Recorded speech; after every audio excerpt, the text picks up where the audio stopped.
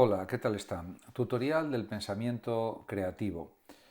Ciertamente la creatividad podemos decir que es la capacidad de contemplar las cosas con una nueva mirada, reconocer los problemas que otros no ven, proporcionar soluciones originales y efectivas, y todos tenemos facultades creativas y podemos aprender el proceso creativo. La creatividad, por otra parte, es incompatible con la rigidez mental o la fijeza de pensamiento. Supone también libertad de acción e imaginación para analizar un problema y relacionarlo con elementos de ámbitos distintos.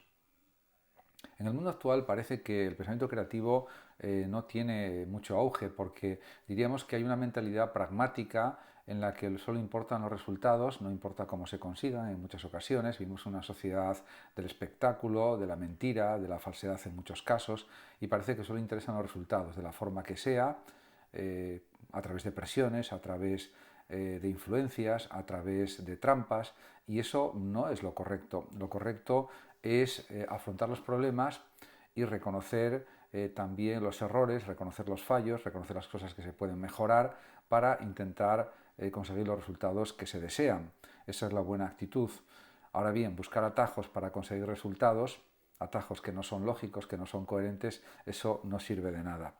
En cuanto a las características de la persona creativa, pues en primer lugar hay una sensibilidad para detectar los problemas. La persona creativa tiene mayor tolerancia a la ambigüedad, disfruta asumiendo riesgos y es capaz de enfrentarse a nuevas situaciones. Actualmente vivimos una sociedad que es muy poco creativa, que es más bien repetitiva, que solamente piensa en el dinero en muchos casos, solamente piensa en los resultados a corto plazo, de la forma que sea, de la forma más simple que se pueda, y eso no es lo contrario de la creatividad. Hay que reconocer que los problemas forman parte consustancial de la vida y que resolverlos es una tarea de cada persona y que no se puede pues echar la culpa a los demás de los problemas no solucionados por uno mismo en función del esfuerzo que cada uno haga, lógicamente. En ese sentido, la autorresponsabilidad es muy importante para ser persona creativa. No echar la culpa a los demás, sino reconocer que uno ha hecho cosas, que podía haber hecho más cosas, que uno podía haberse esforzado más y que ha tenido unos resultados en función de sus esfuerzos, en función también de sus planteamientos y de los riesgos que ha asumido.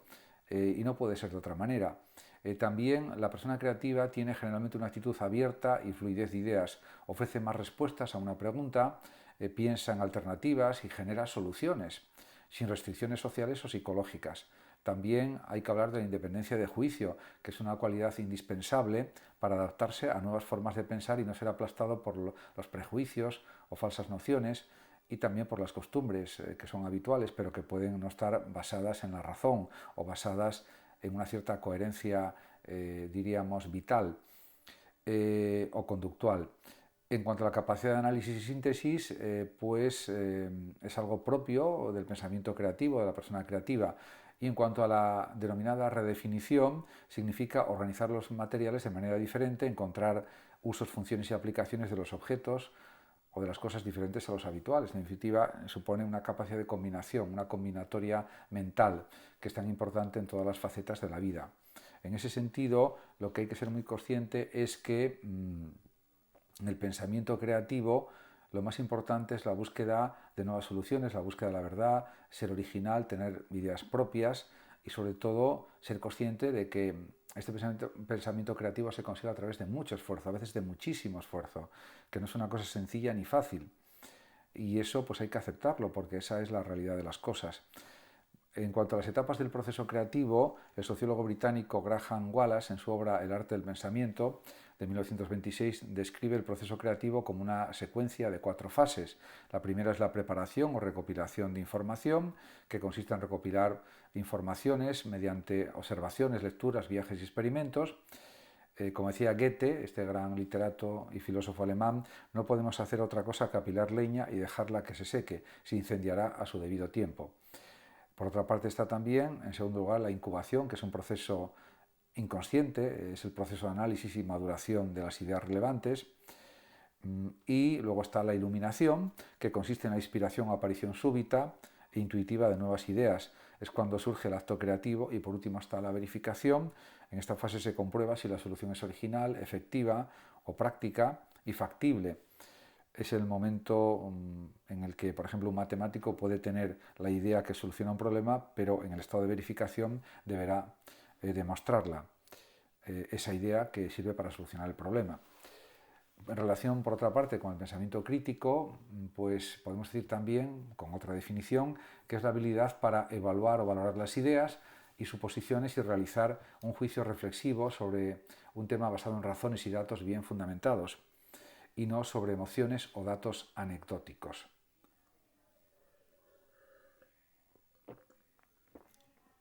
En ese sentido, los pensadores críticos son capaces de identificar y cambiar los prejuicios, detectar los fallos de una argumentación y rechazar las afirmaciones sin apoyo. También son personas creativas y hábiles para encontrar explicaciones alternativas a los acontecimientos, buscar implicaciones de los resultados de las investigaciones y aplicar los conocimientos adquiridos a los problemas personales o sociales. En cuanto a las características del pensamiento crítico, están por una parte la búsqueda de la verdad, como no podía ser de otra forma, ya que el pensador crítico es escéptico, invita a hacerse preguntas, define los términos con claridad, examina las evidencias, cuestiona las suposiciones y los sesgos, evita el razonamiento emocional y la simplificación, que es algo muy habitual en la vida real, en la vida cotidiana, y considera las interpretaciones alternativas y tolera también un cierto margen un cierto nivel de incertidumbre. Además, la persona crítica o el pensador crítico no solo analiza los hechos o las ideas, sino que además reconoce la responsabilidad y las consecuencias éticas de los conocimientos. Por otra parte, el pensamiento crítico supone también una confianza en la racionalidad y en la investigación. Pensar consiste en dudar o sospechar incluso de lo que parece más evidente, dudar de todo para poder verlo y comprenderlo mejor. Y de lo primero que hay que dudar es de las creencias aprendidas. También está el elemento de la libertad.